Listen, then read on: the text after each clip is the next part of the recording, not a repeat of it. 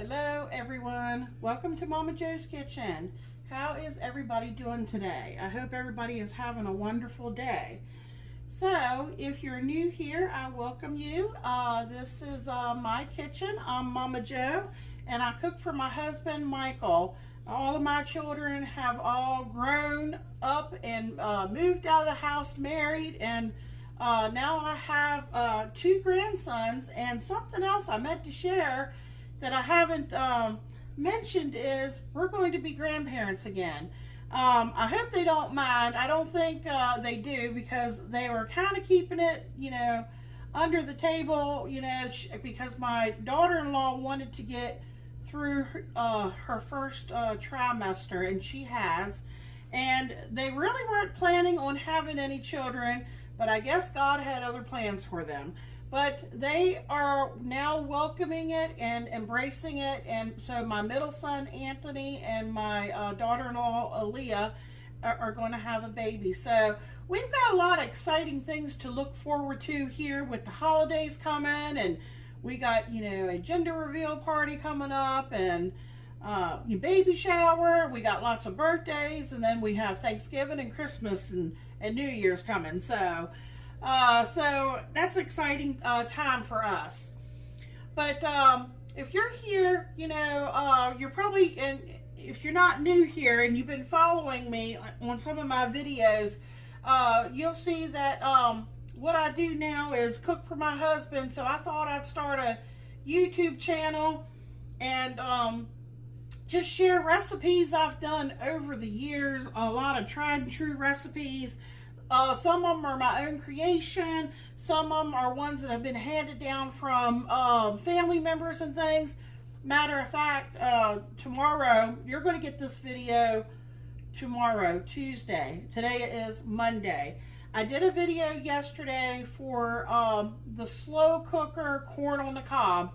And I actually have about 4 ears of corn left over that I'm going to cook up for Michael today.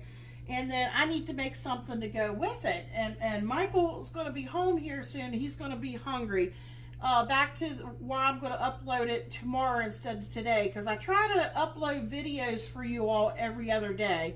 And I uploaded a video yesterday, which was Sunday. So Tuesday would be my next upload day. But Tuesday, we unfortunately have to go to a funeral. My husband's great aunt Carita passed away. And she's was near and dear to us, and she had given me a recipe that I think I shared on my channel a while back. It was probably back Thanksgiving last year, her baked corn. So if you'd like to go check that out, that's a really good recipe. Okay, so enough of that said. We're going to make air fryer Hasselback bacon and cheddar Hasselback potatoes. Now I don't know if you know what a Hasselback potato is. That's where you take a potato and you put lots of slices all the way across it, and then you can season it, and either you can bake it. Of course, we're going to air fry it, but I'm going to give it a little head start because I'll show you here. My potatoes here, hopefully you can see it. See how I sliced it?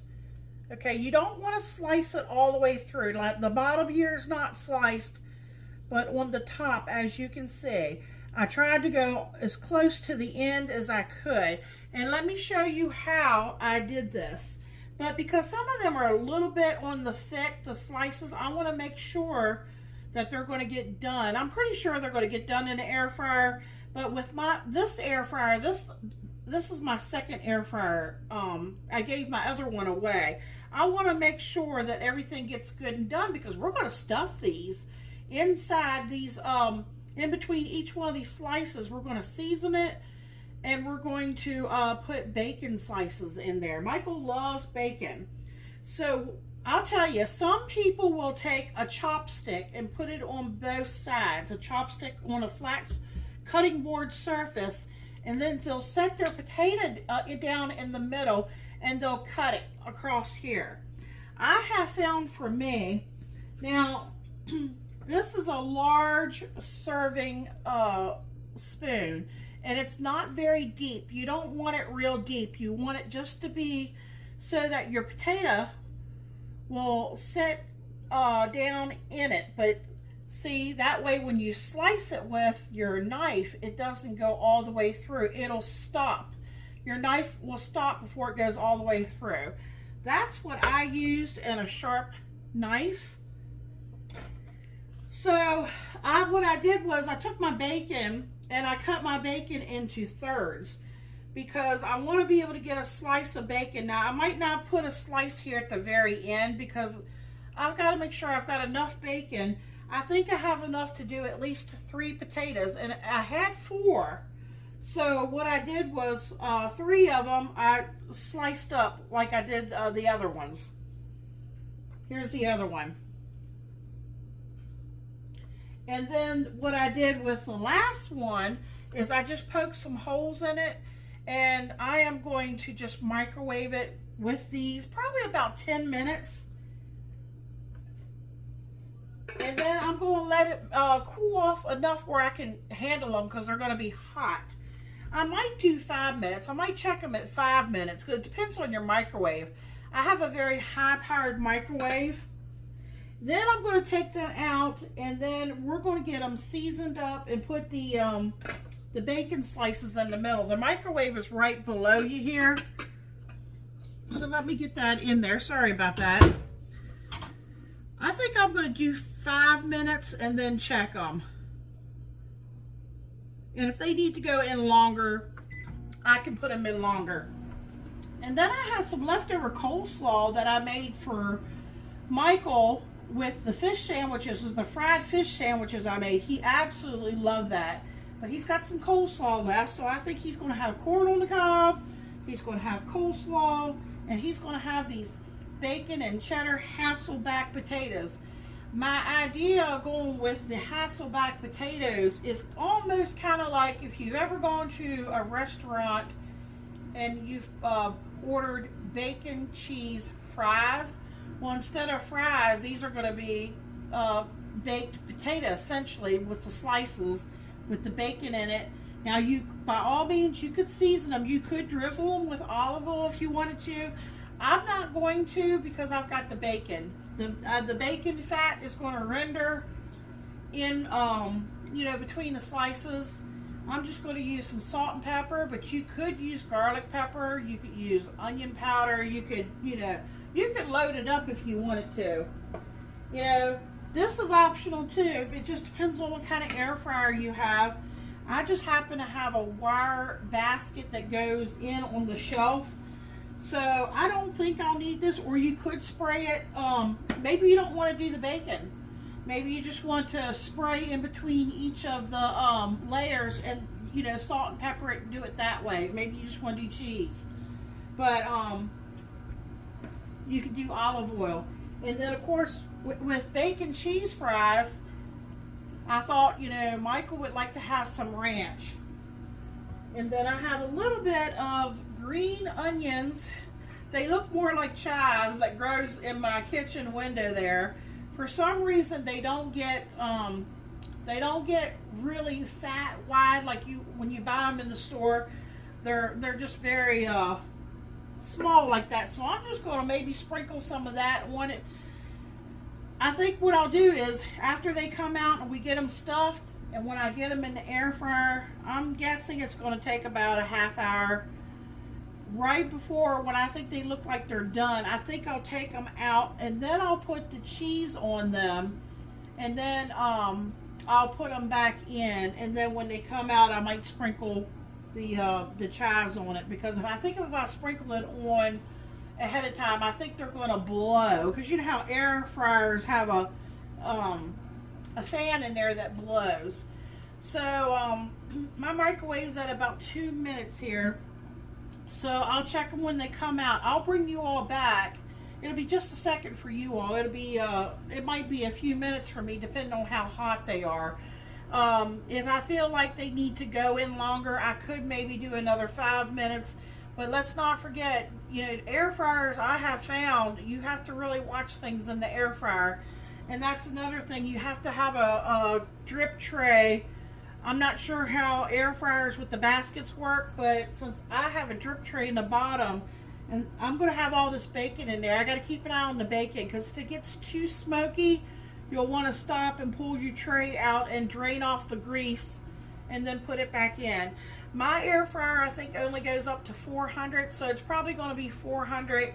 And I'm going to like start off 15 minutes. It's going to probably take longer than that, but we want them done, and I'd like to get them as crispy as I can. So we'll be back in just a minute, folks. I'm just waiting on the microwave. Alright, folks, they came out of the microwave 5 minutes, and they were just starting to get a little soft, so I went ahead and put them in for another 5 minutes. Now they are much softer, so what I did is I set them here on the plate, and I took my butter knife and I just gently went through each one, not all the way, just to open them back up to let some of that, you know, heat release from there. So what I'm going to do now is I'm going to take a little salt and pepper here, and I'm just going to sprinkle it throughout.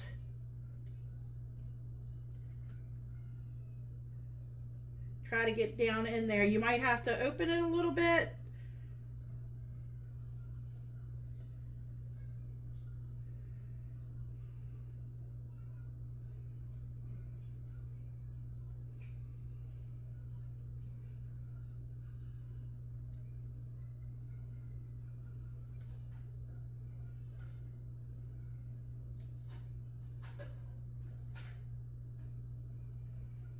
And I'm just going to do that to all these potatoes. I mean, I'm going to be opening them back up anyway when I go to put the bacon in there. And the bacon is going to have some salt in there, so keep that in mind.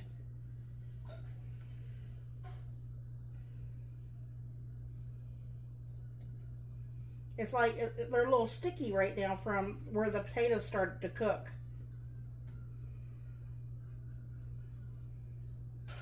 And if you weren't using bacon, you could drizzle some oil, or you could put some butter if you wanted to. I imagine that would be really good.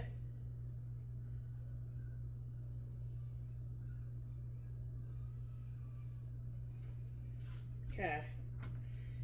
And some pepper. We can do some pepper too. It might be easier. I just don't want to squeeze my potato, you know, to the point where it'll...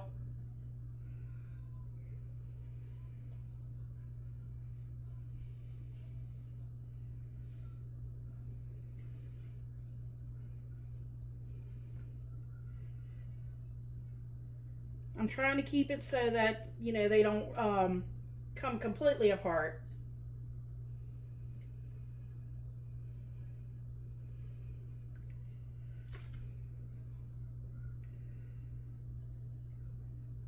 If I wanted to finesse, I could probably stand here all day and finesse with these potatoes, but don't forget we're going to have cheese on here too. Okay, so now I'm going to start taking these little bacon. Remember, I cut them into thirds. And we're just going to put a slice down in there. Let me move this one over so I have a little room to work.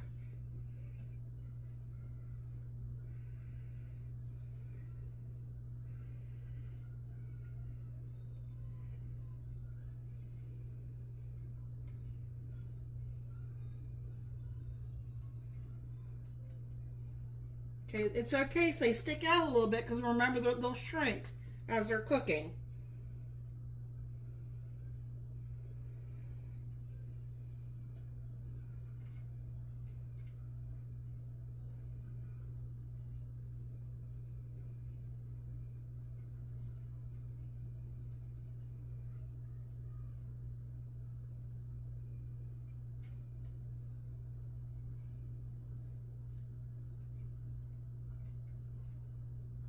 Now, of course, I took that one potato and I just, it's already got a head start, and I wrapped it in tin foil. This is going to be my potato. I'm just going to make it into a baked potato. This is 17 slices of bacon that I've cut into thirds.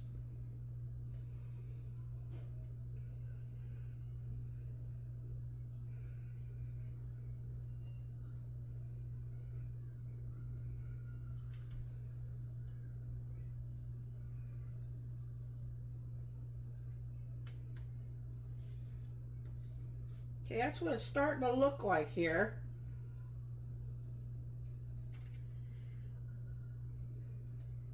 And like I said, I might not go all the way to the end.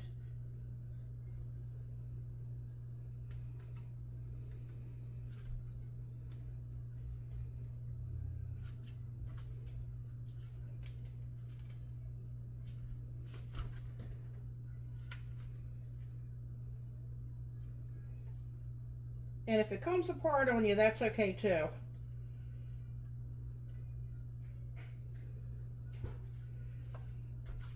Let's see.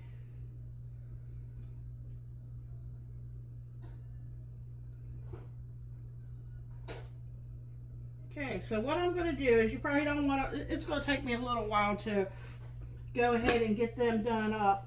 After I get the bacon in, we'll get my air fryer preheating 400 degrees. You saw I put salt and pepper on them. I'm going to keep an eye on the bacon. I'm going to keep an eye on my tray. I'll let you know about how long it takes. When they get crispy, where I think the bacon is crispy enough and the potatoes are done enough, I'll probably pull it out and put some cheese on it and stick them back in. But I'll show you the, I'll try to get a picture of it, and if you want to see the taste test, that'll be over on my channel, Momma Jo's Kitchen, in the short section, and Michael will let you know what he thinks of these.